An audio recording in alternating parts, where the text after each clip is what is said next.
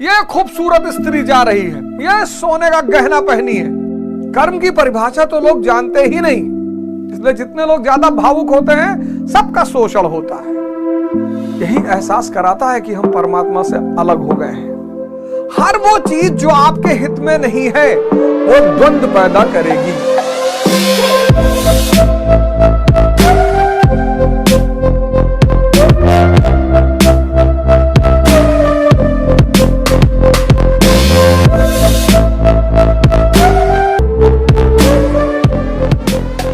जय हिंद फ्रेंड्स, हरिओम। तो पिछले एपिसोड में हमने गीता का पहला श्लोक देखा और सबसे बड़ी जानकारी जो पिछले श्लोक ने हमें दी वो ये है कि धैर्य जो है, धैर्य जो है ये दृष्टि का विकास करता है। ये पहले श्लोक का सार है, सबसे बड़ा पॉइंट है ये। धैर्य दृष्टि का विकास करता है और ध्यान क्या करता है? ध्यान है धैर्य को विकसित करने की कला। ध्यान जिसको गुरु महाराज भजन कहते हैं या हम सब भाई लोग भजन कहते हैं, तो ध्यान है धैर्य विकसित करने की कला। और धैर्य से दृष्टि का विकास होता है।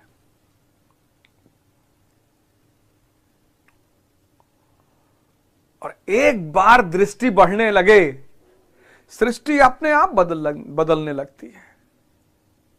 वही स्त्री जो कल तक वस्तु है वो मां बन जाती है। ये दृष्टि का ही तो कमाल है।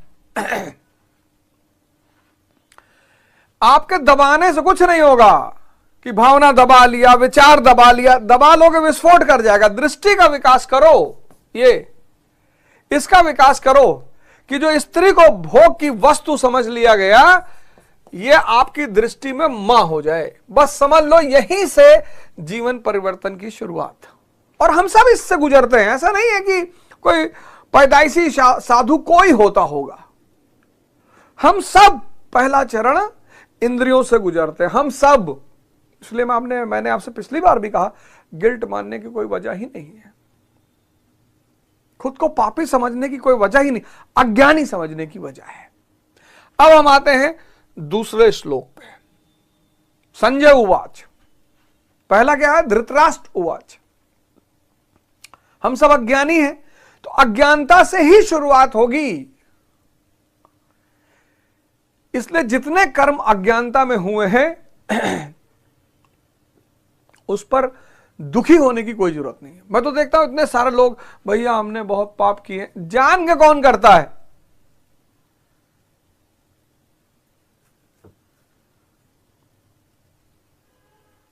ना कोई जान के पाप करता है, ना कोई जान के पुण्य करता है। कर्म की परिभाषा तो लोग जानते ही नहीं। कर्म, विकर्म, अकर्म, आगे चर्चा करेंगे, सबकी चर्चा है इसमें। संजय उवाच। पहले अज्ञान बोलेगा, फिर धैर्य बोलेगा। तो क्या कह रहे हैं संजय? संजय कह रहे हैं, दृष्टवा तू पांडवानीकम व्यूढ़म दुर्योधनास्तदा आचार्यम संगमय राजा वचनम ब्रवीद।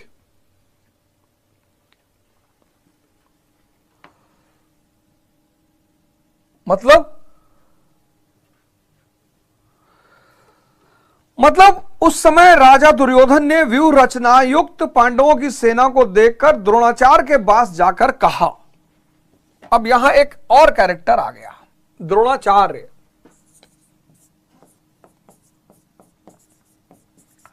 द्रोणाचार्य गुरु महाराज कहते हैं द्वैत का आचरण, कहते हैं यही पहला गुरु है, द्वैत का आचरण। और ये दोनों का गुरु है, सजातियों का भी विजातियों का भी। ये पांडव का भी गुरु है, ये कौरवों का भी गुरु है।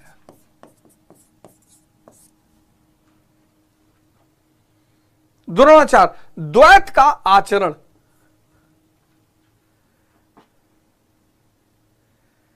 यही एहसास कराता है कि हम परमात्मा से अलग हो गए हैं। आपने शराब पिया, देखो द्वंद पकड़ लेता है तुरंत, पिए कि ना पिए, गलत बात है, नहीं पीना चाहिए। हर वो चीज जो आपके हित में नहीं है वो द्वंद पैदा करेगी। हर वो चीज आप देखिए, दूध आप पीजिए कभी द्वंद नहीं पैदा होगा, आप फल खाइए कभी द्वंद नहीं पैदा होगा। आपको कभी फल खाते हुए द्वंद पैदा हुआ कि पाप है यार? आप सब्जी खाइए, आपको कभी द्वंद नहीं पैदा होगा।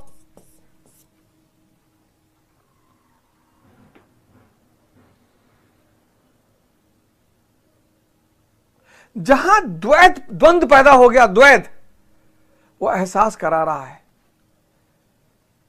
कि छूट गए परमात्मा की शरण से, अलग हो गए। फिर गुरु महाराज इसी में दुर्योधन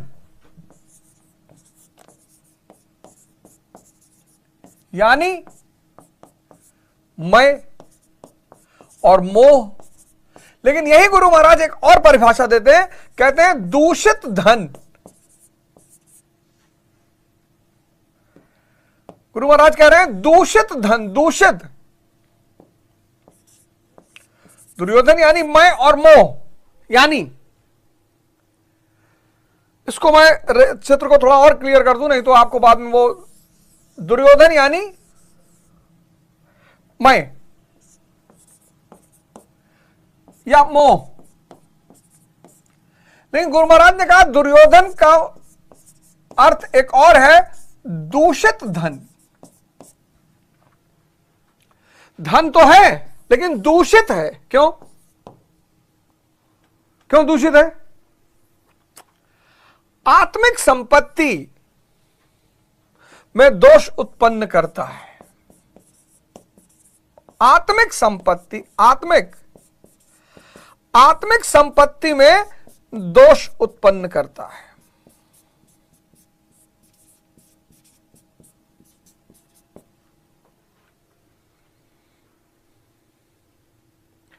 भटकाता है आपको, पत्नी से बांध देगा। अब किसी से बंधोगे तो आत्मा से तो छूटोगे ही ना, मकान से बांध देगा। तो ये सब चीजों से जब बंधोगे, इसलिए गुरु महाराज ने एक और बात कही, कहा प्रकृति की ओर खींचता है, प्रकृति की ओर, प्रकृति की ओर खींचता है, यानी बाहर की ओर खींचता है। और जो भी चीज आपको बाहर की तरफ खींच रही है, पत्नी, पति, घर, संपत्ति,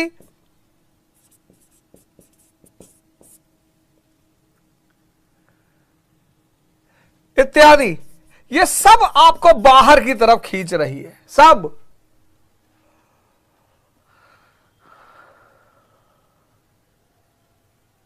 कितना अच्छा लगता है कि हम अपने पिता से जुड़े हुए हैं, मां से जुड़े हुए हैं और इन सबको प्रेम करते हैं। दूषित धन आत्मिक संपत्ति में दोष उत्पन्न करता है, बेहोश कर देता है इसको। क्यों बेहोश करता है? क्योंकि प्रकृति की ओर खींचता है, बाहर की ओर। बाहर ये मर्सिडीज जा रही है, ये टाटा सफारी जा रही है, ये हवाई जहाज जा रहा है, ये खूबसूरत स्त्री जा रही है, ये सोने का गहना पहनी है, बाहर की तरफ। इसीलिए आत्मिक संपत्ति को दूषित करता है, क्योंकि बाहर की तरफ, कहां? प्रकृति की तरफ। लेकिन गुरु महाराज एक बात और करते हैं इसके बारे में, एक बात वो और कहते हैं कि वास्तविक जानकारी के लिए प्रेरणा भी प्रदान करता है।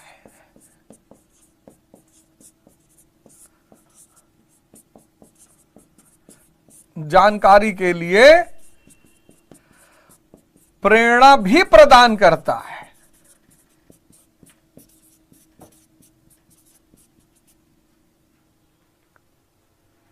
बहुत बड़ी बात है ये इतनी बड़ी बात है जो अच्छों को समझ में नहीं आई। सब गुरु महाराज की कृपा है। सब गुरु महाराज। जा पर कृपा राम कह होई, ता पर कृपा करे सब कोई। गुरु गोविंद दो खड़े काके लागू पाए, और बलिहारी गुरु आपने गोविंद देव बताए। दूषित धन है, दूषित धन है।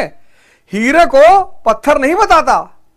जब तक अज्ञानता का शिकार है तब तक हीरे को पत्थर नहीं कहता, कहता पत्थर। कबीर का बेटा हुआ कमाल। कबीर ने उससे कहा कि भैया तुम अलग रहा करो। कोई कबीर के पास सोना चांदी लेकर आए तो कबीर उससे कहे ले जाओ, मिट्टी काहे लाए हो। कमाल का अप्रोच। दूसरा था वो कहे जब लाए ही हो तो रख दो। एक तो लाने का बोझ सहे, ऊपर से ले जाने का बोझ सहोगे तो रख लो, तब यहीं रख दो जाओ। कबीर को लगा यार ये तो उल्टा गेम खेल रहा है। हम कहते हैं ले जाओ, ये कहता रख दो। तो उन्होंने कमाल से कहा कि भैया तुम बगल में अपनी अलग व्यवस्था बना लो, हमारा तुम्हारा अप्रोच अलग अलग है, हमारा तुम्हारा व्यवहार अलग अलग है। कमाल ने दूसरी तरफ कुटिया बना ली। एक सेठ जी आए तो कबीर दास से कहे कि वो आपका बेटा नहीं दिखाई पड़ रहा है। कहीं नहीं यार, थोड़ा सा हमारे दोनों के अप्रोच में फर्क था, तो हम उससे कहे कि भैया तुम अलग हो जाओ। कहे अच्छा, तो गए मिलने।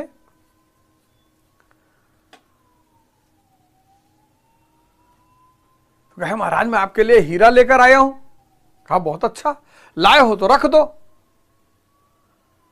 ने कहा कि यार कबीरदास जी सही कह रहे थे, इसका तो रास्ता ही भटक गया, ही तो लगता है धन के चक्कर में पड़ गया। कहे अरे, तो कहे कि महाराज आप रख लो। कहा मेरे के पास जब लाए हो हीरा कहीं भी रख दो। अरे वहीं झोपड़ी में फंसा दो, ले आके फंसा दिए। तो सेठ जी को लगा कि बताओ संत होके हीरा रखवा लिया हमसे, और पक्का बेच बाज के खूब मस्ती करेगा ये। तो 15-20 दिन बाद आए सेठ जी कि देखें बेच उच के सामान वामान लाया। तो आए, कहे महाराज हम 20 दिन पहले आपको कुछ दे गए थे। कहे हाँ वो एक पत्थर दे गए थे तुम। हाँ, तो बोले महाराज कहाँ है। बोले हमको क्या पता कहाँ है। कहे महाराज हमको शंका थी कि आप उसका इस्तेमाल करेंगे। बोले हमारे हाथ में दिए थे। कहे नहीं महाराज आपके हाथ में तो नहीं दिए थे। तो बोले कहाँ दिए थे। बोले महाराज उधर फंसा दिए थे। तो बोले जहां फंसाए थे वहीं जाके देख लो। तो सेठ जी गए तो देखे तो वो हीरा वहीं पड़ा हुआ था। तो सेठ जी आए तो माफी मांगे। जब तक मैं है, जब तक मोह है, तब तक वो धन है। हर चीज को कीमती दिखाएगा। इसीलिए दुर्योधन यानी दूषित धन एक तो आत्मिक संपत्ति का विनाश कर देगा। क्यों विनाश करेगा? आपको बाहर लेके भागेगा। हम लोग आते तो हैं गुरु महाराज से मिलने, कहते हैं तन मन धन सब अर्पण तुमको। वो महाराज जी कहीं खड़े होकर कहते हैं कि हाँ अवध ओझा वो सारा मकान अपना मेरे नाम पे कर दो, तो दोबारा नहीं जाएंगे अवध ओझा। आत्मिक संपत्ति को दूषित करता है, मोह करता है। क्यों? क्योंकि प्रकृति की तरफ भागता है। लेकिन इसका एक पॉजिटिव पहलू यह है कि वास्तविक जानकारी के लिए प्रेरणा भी प्रदान करता है।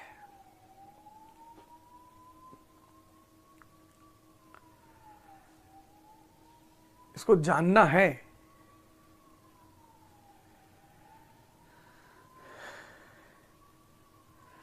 इसको आत्मा के संबंध में जानने की जिज्ञासा है, बस ललक है। देख लें उधर कौन कौन है।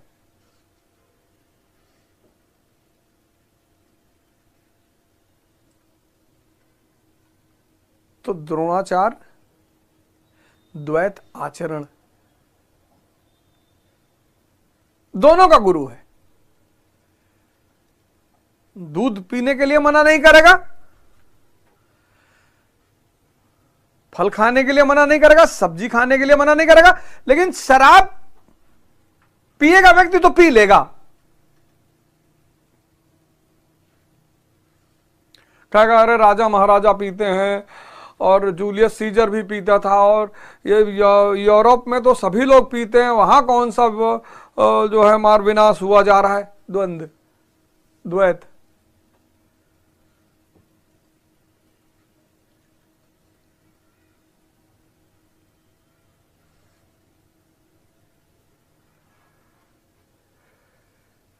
तो तो दुर्योधन क्या है? दूषित धन है। कैसे है ये देख लीजिए। अब जब भी आप ध्यान करने के लिए बैठे और जैसे ही आपके मन में विचार आए कि बड़े वाले मौसे के पास यार देखो दीदी फॉर्च्यूनर है, समझ लो ये तुमको लेके भागा बाहर।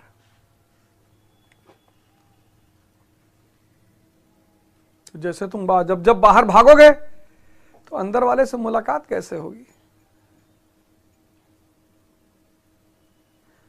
दुर्योधन, क्या महिमा है गुरु महाराज की, क्या महिमा है गुरु महाराज की। द्रोणाचार्य, दुर्योधन। द्रोणाचार्य द्वैत का आचरण, दुर्योधन दूषित धन। दूषित धन कैसे बताया मैंने। अतः व्यू रचनात्मक पांडवों की सेना को देखकर अर्थात पुण्य से प्रभावित सजातीय वृत्तियों को संगठित देखकर, पुण्य से प्रवाहित सजातीय वृत्तियों को संगठित देखकर मोह रूपी दुर्योधन ने प्रथम गुरु द्रोण के पास जाकर कहा। ये जो सजातीय शक्तियां हैं ना, पांडवों की सेना है, हमें इसका पता ही नहीं। हमें कौरव की सेना का पता है। आज तक कौरव की सेना की चर्चा हुई, क्षेत्र विस्तार की चर्चा हुई, इंद्रियों की चर्चा हुई, मन की चर्चा हुई, लेकिन जो पांडवों की सेना है उस पर चर्चा ही नहीं हुई। अब पांडवों की सेना, तीसरा श्लोक, पश्यतम पांडुपुत्राणामाचार्य महती चमूमम व्यूढ़म द्रुपद पुत्रेण तव शिष्येण धीमता। हे आचार्य, अपने बुद्धिमान शिष्य द्रुपद पुत्र धृष्टद्युम्न द्वारा व्यूहकार खड़ी की गई पांडु पुत्रों की इस भारी सेना, धृष्टद्युम्न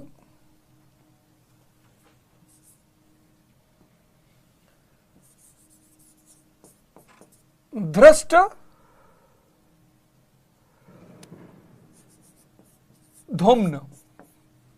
यह है पांडवों का व्यूहकार।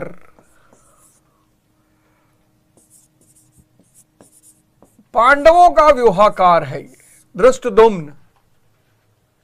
पांडवों की सेना का जो है वो व्यूहकार है। कौन है धृष्टद्युम्न? शाश्वत अचल पद में आस्था रखने वाला दृढ़ मन।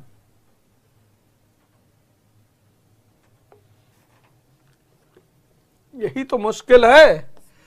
शाश्वत अचल पद में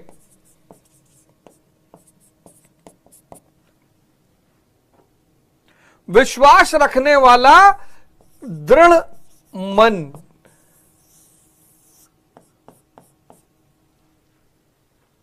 धृष्टद्युम्न द्रुपद का पुत्र।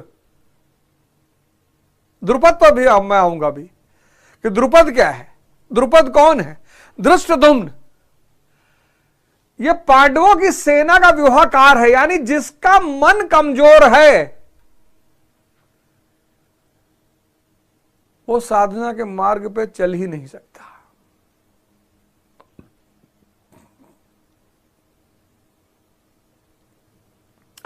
चल ही नहीं पाएगा।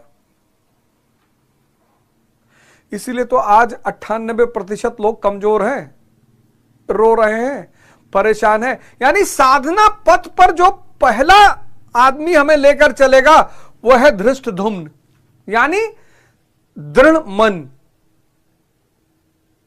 4 बजे उठना है, उठना है। सुबह ध्यान करना है, करना है। यही दृढ़ मन पहला सेनापति है पांडवों की सेना का, धृष्टद्युम्न। यही व्यूहकार है। इसके बिना तो कुछ हो ही नहीं सकता।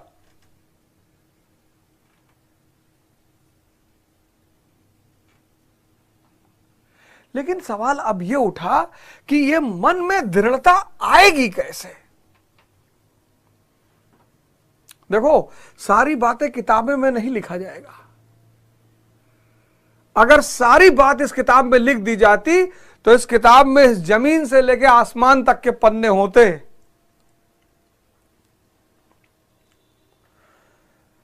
तो गुरु महाराज ने कहा कि तुमको आंखें दे दी, पढ़ लो। और अगर बुद्धि है तो लगा लो। अब दृढ़ मन जो है वो व्यूहाकार है पांडवों की सेना का, और दृढ़ मन पाना असंभव है नहीं सबके पास। तो सवाल यह उठा कि इस दृढ़ मन को कैसे पाया जाए, या दृढ़ मन का विकास कैसे किया जाए। इसके बिना तो कुछ संभव ही नहीं। तो दृढ़ मन का विकास कैसे किया जाए, अब यहीं पर एक शब्द मैं आपको बताऊंगा, तपस्या। किससे बना है? तप से। तप यानी हीट। अब ये तांबे का ग्लास, अब अगर इस तांबे के ग्लास को मैं बर्फ में रख दूं 10 साल, और 10 साल बाद इस बर्फ को मैं इस ग्लास को निकालूं, तो इसमें कुछ परिवर्तन आएगा? नहीं आएगा।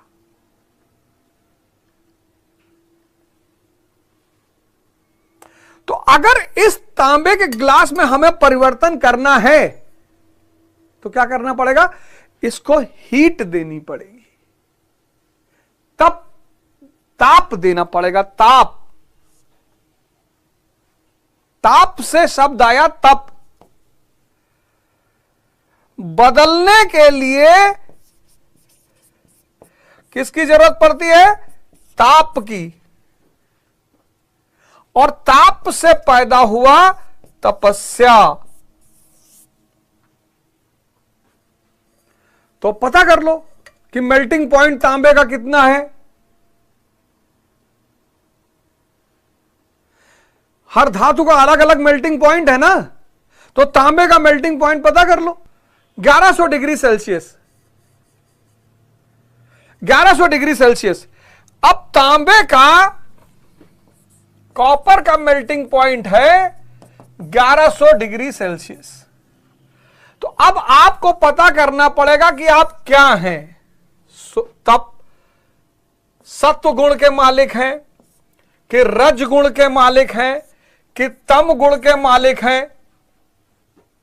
इसमें कम ताप लगेगा, इसमें ज्यादा लगेगा, और इसमें असीम लगेगा।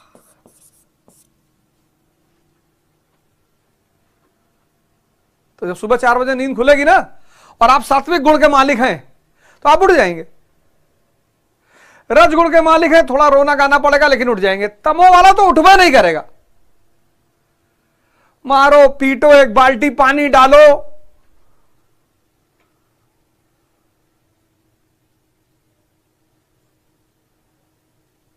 यहां कुंडली बहुत काम आती थी, यहां हॉरोस्कोप बहुत काम आता था व्यक्ति का गुण जानने के लिए।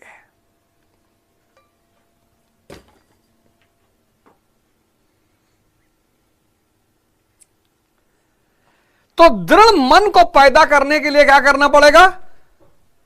खुद को ताप देना पड़ेगा। और यहीं से शुरू हो जाएगी तपस्या। टेम्परेचर, तपस्या का मतलब ये थोड़ी जंगल भाग गए, वो तो भगोड़ापन है, एस्केपिज्म है। तपस्या मतलब अपना गुण पहले पकड़ना है। इसलिए जो लोग तपस्या साधना के मार्ग पर चलते हैं, उनसे तमोगुण का भोजन छीन लिया जाता है। कहते हैं गोश्त मत खाओ, मांस मत खाओ, मदिरा मत पियो, सब तमोगुण की चीजें हैं। और तुम्हें धृष्ट धुम्न बनना है, दृढ़ मन वाला बनना है। और जब शराब पी लोगे तो मन तो 7वें आसमान में उड़ रहा है, उससे कहां ध्यान कर पाओगे। इसीलिए सारे धर्मों ने शराब पर प्रतिबंध लगाया।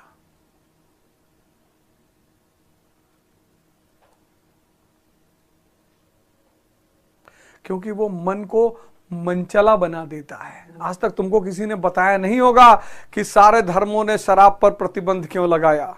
आज सुन लो, क्योंकि शराब मन को मनचला बना देता है, और साधना करने के लिए क्या चाहिए? धृष्ट धुम्न, दृढ़ मन। दृढ़ मन के लिए क्या करना होगा? पहले अपनी प्रकृति जांचनी होगी। फिर प्रकृति जांचने के बाद क्या करना होगा? ताप देना होगा, हीट देना होगा। 4 बजे नींद खुली, तो जब 4 बजे नींद खुल गई, अब मन रायता फैला रहा है, 5 मिनट कहते हो हाँ ठीक है, 5 मिनट ऐसे खड़े रहेंगे फिर सोएंगे, 5 मिनट पानी में पैर रख के रहेंगे तब सोएंगे। यह है टेम्परेचर। साधना के रास्ते की सबसे बड़ी आवश्यकता है धृष्टद्युम्न। वही व्यूहकार है, वहीं से कहानी शुरू होगी। तो व्यूहकार कौन है? पांडवों का धृष्टद्युम्न, यानी दृढ़ मन। यही पूर्णमयी प्रवृत्तियों का नायक है, यहीं से कहानी शुरू होती है। साधन कठिन न मन कहूं टेका, रामचरितमानस में कहा गया है कि साधन कठिन नहीं, मन की दृढ़ता होना कठिन है। अब देखें पांडवों की सेना का विस्तार। धृष्टद्युम्न समझ में आया? सोचो कितनी, क्या गुरु महाराज ने अमृत दे दिया लोगों को कि जाओ ऐश करो, पढ़ो, तुम सब भगवान बन जाओ। इतनी सरल व्याख्या।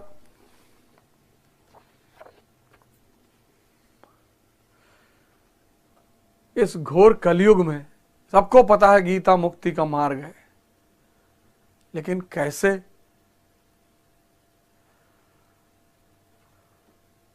ये भारत आज जिस दौर से गुजर रहा है, भारत में कोई गरीब है? कोई गरीब नहीं है। ज्ञान मार्गी गरीब ही नहीं हो सकता। जो चेतना पे जी रहा है ज्ञान मार्गी है। गुरु महाराज के यहां लोग आते हैं, क्या क्या दान करके चले जाते हैं। गुरु महाराज कुछ रखते हैं अपने पास, सब बांट देते हैं। क्यों? क्योंकि परम धन है उनके पास, ज्ञान।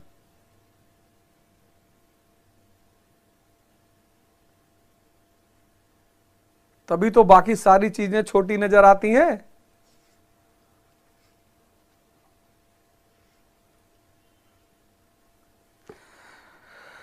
तो अब देखें सेना का विस्तार।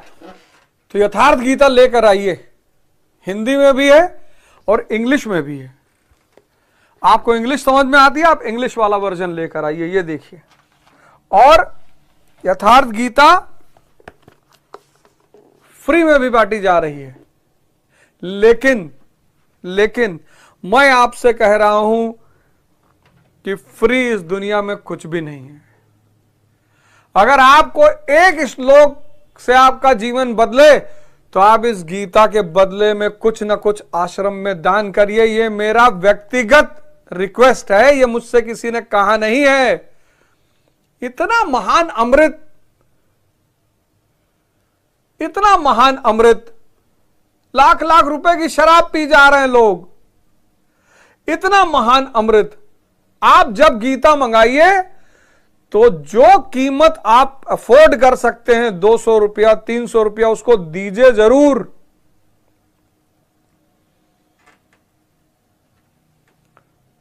और जिस दिन आपका जीवन परिवर्तित हो जाए, तो आप जो मन में आए दे आइए आश्रम में।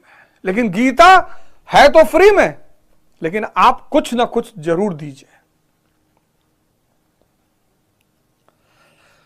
तो धृष्टद्युम्न, दृढ़ मन, वही नायक है पांडवों की सेना का। और आज सबसे बड़ी कमी किसकी है? मन की दृढ़ता की। सब परेशान है, सब परेशान है। मोटिवेशनल स्पीकर आपको बदल पाएगा? वो तो कुछ समय के लिए। मोटिवेशन भी एक नशा है, 4 घंटे का, 2 घंटे का, 1.5 घंटे का, 2.5 घंटे का। आप बदलिए ना अंदर से। छत्रपति शिवाजी महाराज मोटिवेशन सुनते थे, राणा प्रताप मोटिवेशन सुनते थे, अशोक मोटिवेशन सुनता था, अकबर मोटिवेशन सुनता था।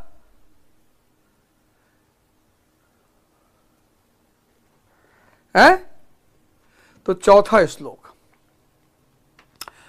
अब देखें सेना का विस्तार। आपको अपनी सेना के बारे में पता ही नहीं ना, तो आपको अपने नायक के बारे में पता है। नायक आपका धृष्टद्युम्न है, दृढ़ मन। उसको दृढ़ करने के लिए क्या करना होगा? ताप देना होगा, हीट। और वहीं से शुरू होगी तपस्या। आपकी सेना में कौन कौन है? अत्र शूरा महेशवासा भीम अर्जुन समायुधि युधानो विराटस्य द्रुपदस्य महारथा। यानी इस सेना में महेशवासा, महान ईश में विश्वास दिलाने वाले, महेशवासा,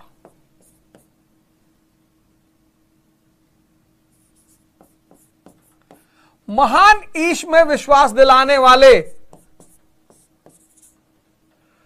महान ईश में वास दिलाने वाले, वास, महान ईश में वास दिलाने वाले कौन? भाव रूपी भीम।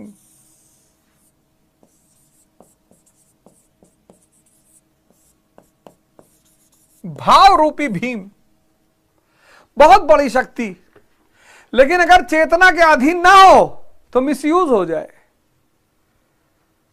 भाव भजन ही है, भाव के भूखे हैं भगवान। लेकिन अगर भाव भीम भी अगर चेतना के अधीन नहीं है तो मिसयूज हो जाए। इसलिए जितने लोग ज्यादा भावुक होते हैं सबका शोषण होता है। और शहर में तो इस शक्ति को पहचान कर धंधा ही खड़ा कर लिया गया। एक औरत प्रेग्नेंट है, बीच चौराहे पे दिल्ली शहर में खड़ी है, कह रही भैया इसको बच्चा होने वाला, भैया बच्चा हो जाएगा, भैया मर जाएगी भैया। बहुत बड़ी शक्ति है भाव, दशा है, इसको एक्सप्लेन नहीं किया जा सकता। जब जीवन परिवर्तित होने लगता है ना, और जब परिवर्तन दिखाई पड़ने लगता है तो भाव पैदा होता है गुरु के प्रति।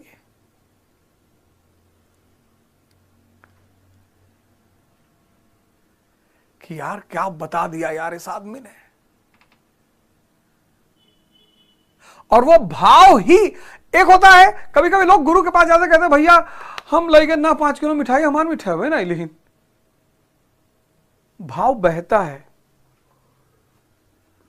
और गुरु चूंकि साक्षात चैतन्य रूप है, तो जब सामने वाले से बहता है और सामने वाला 2 किलो प्याज लाया है तो वो बह रहा है, वो प्याज ले लेगा उससे, और तुम्हारी जो 40,000 की मिठाई है उससे कहता है बंटवा दो सब उधर, सब दे दो, ये अब ओझा आए दिल्ली से इनकी गाड़ी में रखवा दो। तो तुमको लगा यार 2 किलो प्याज लावा रहा, एक प्याज धैलीन, हम 40,000 बादाम डरवा के मिठाई लाएन और कहा थे अब ओझक दे दो। क्योंकि गुरु चैतन्य रूप है। इसलिए बहुत बड़े बड़े लोग गुरु के आश्रम में जाके बहुत दुखी होते हैं कि बा खड़ा रहे देखबे नहीं कहीं। गुरु महसूस करता है। वो तुम भीड़ में बैठे रहोगे ना, तुम्हारा भाव बह रहा होगा तो तुमको भीड़ में से बुलवा लेगा, क्या वह फलाने बैठा है पीछे गमछा बांधे, क्या नाम है, ओझा आ रहा हो। भाव सेना का एक नायक है भाव। पर यह चैतन्य के अधीन ही अच्छा है, चैतन्य विहीन होगा तो मिसयूज हो जाएगा। फिर अनुराग रूपी अर्जुन, प्रेम नहीं कहा, अनुराग रूपी अर्जुन, मोह नहीं अनुराग के समान बहुत से शूरवीर, जैसे सात्विकता रूपी,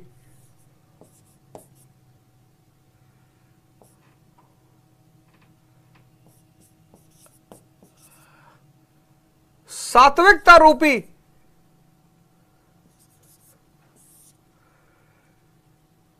सात्विक,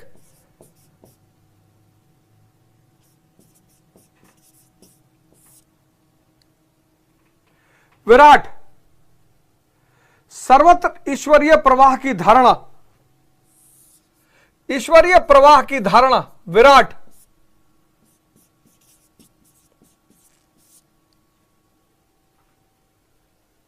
महारथी राजा द्रुपद अर्थात अचल स्थिति, द्रुपद अर्थात अचल स्थिति, अचल ऐसी स्थिति जिसको डिगाया ही ना जा सके। ये सब महान वीर हैं। अगर आप गुरु के पास लालच में जाओगे ना, आपको कुछ नहीं मिलेगा। हमसे लोग पूछते हैं यार महाराज जी से चले तो जो है बड़ा घर में समस्या है यार, मेरा रुस नहीं पटा थी, तो वहां गुरु जी क्या करिए, नहीं जो नो धंधा उंधा करी थे वहां यार फायदा नहीं हो रहा, तो उसमें गुरु क्या, उसने सारे दुनिया का धंधा छोड़ दिया, वो तुम्हारा धंधा कराएगा?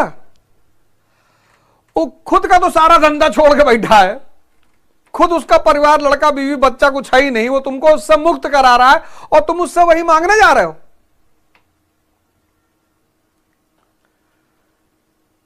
इंसान क्यों बेवकूफ बनता है धर्म से?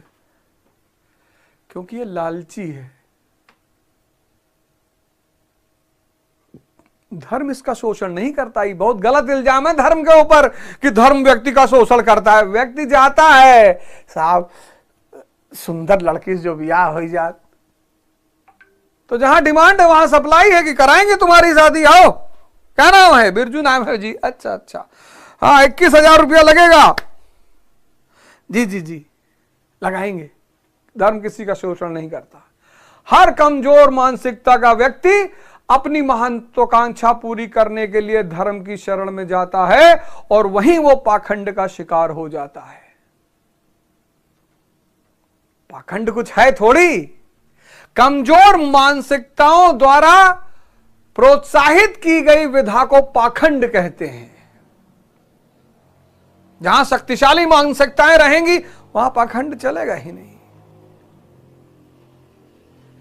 तो भाव रूपी भीम, बहुत बड़ी ताकत है भाव।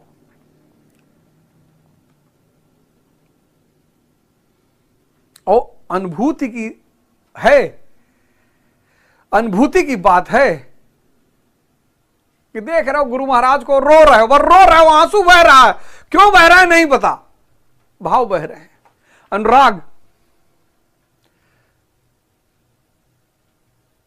वैराग नहीं, अनुराग, सात्विकता। 4 दिन से नहाए नहीं, ब्रश नहीं किहीन, कंध कपड़ा गंधा थे, सुबह उठे थे, कहा थे ध्यान करे जाई थे। सब कुछ साफ होगा तो सफाई की भी तो धारा होती है एक। यहां हर चीज की धारा है, वाइब्रेशन जिसको अंग्रेजी में कह रहे हैं, प्रवाह, विराट। ये विराट अस्तित्व सब उसका प्रवाह और अचल स्थिति वाला ध्रुपद, जिसने सब का अनुभव किया, अनुराग का अनुभव किया, भाव का अनुभव किया, सात्विकता का अनुभव किया, और स्थिति अचल है, अब नहीं परिवर्तित होगी, ऐसा ध्रुपद। और अचल स्थिति कब होगी? जब आप दृष्टधुम्न बन जाएंगे, दृढ़ मन वाले।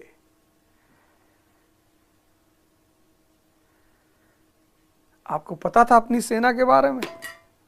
आपको अपनी सेना के नायक के बारे में पता था? दृष्टधुम्न के बारे में है? आपको द्रुपद के बारे में पता था? आपको भीम के बारे में पता था? आप तो बस पढ़ते चले गए, फिर दूसरों को गाली दे रहे, अरे भैया हम बेवकूफ बना रहे, ये सब हमको बेवकूफ बना रहे। अरे तुम बनोगे तो बेवकूफ बनाए जाओगे। तो लिखा तो है गुरु महाराज ने, कोई पढ़ता है यथार्थ गीता? लिख दिया कि 5200 साल के बाद उसी रूप में फिर से गीता का प्रवाह। मैंने बहुत लोगों से आश्रम में पूछा, गीता पढ़े? पढ़ लिए 3-4 बार। 3-4 बार? और यह स्थिति है। पहचानो अपने नायकों को, मन की दृढ़ता पैदा करो। मन दृढ़ हो जाएगा, जैसे एक चीज का विकास होगा कॉन्फिडेंस पैदा हो जाएगा, अचल स्थिति पैदा हो जाएगी। दृढ़ मन और अचल स्थिति भाव को प्रवाहित करेगा कि वाह गुरु महाराज यह स्थिति ला दी है कि मैं 4 बजे उठने लगा, कि मैं 20 किलोमीटर दौड़ने लगा, कि मैं 2 घंटा बैठ के धैर्य रूप से बैठकर प्रभु का इंतजार करने लगा। ये सब तुम्हारे कमांडर हैं, ये कोई पात्र नहीं है, ये सब तुम्हारे कमांडर हैं, कमांडर।